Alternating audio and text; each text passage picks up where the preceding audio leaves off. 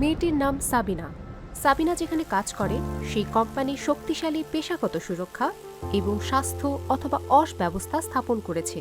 তিনি আত্মবিশ্বাসী যে দিন শেষে তিনি নিরাপদে তার পরিবারের কাছে ফিরে যাবেন। একটি মৌলিক অধিকার। আজকে আমরা দেখব কিভাবে ILOর কনভেনশন নম্বর 155 এবং 187 কর্মক্ষেত্রের নিরাপত্তাকে বাস্তব রূপ দেয়। কনভেনশন নম্বর 155 অর্থনৈতিক কার্যকলাপের সাথে জড়িত সকল শাখার সকল শ্রমিকের ক্ষেত্রে প্রযোজ্য।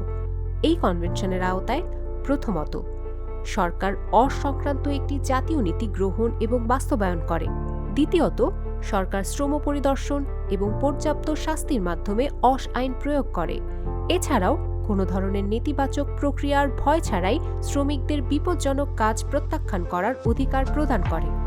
তৃতীয়ত, কর্মক্ষেত্র পর্যায়ে শ্রমিকদের শারীরিক এবং মানসিক স্বাস্থ্যের জন্য নিরাপদ কর্মক্ষেত্র নিশ্চিত করার এবং তাদের পরামর্শ ও প্রশিক্ষণ দেওয়ার দায়িত্ব নিয়োগকর্তাদের রয়েছে।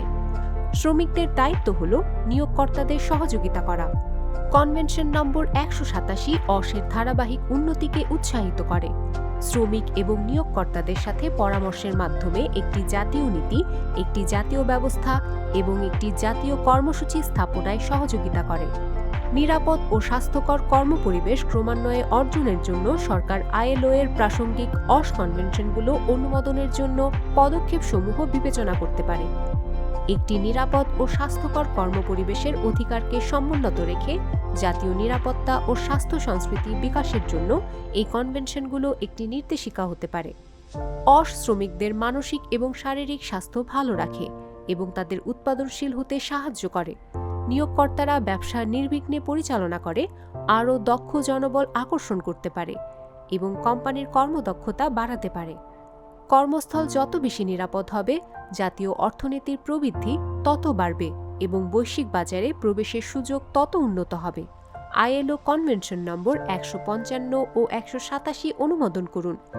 আসুন একটি সুন্দর কর্মপরিবেশ তৈরি করি, যেখানে সাবিনা এবং তার সমস্ত সহকর্মীরা নিরাপদে তাদের প্রিয়জনদের কাছে বাড়ি ফিরে যেতে পারেন।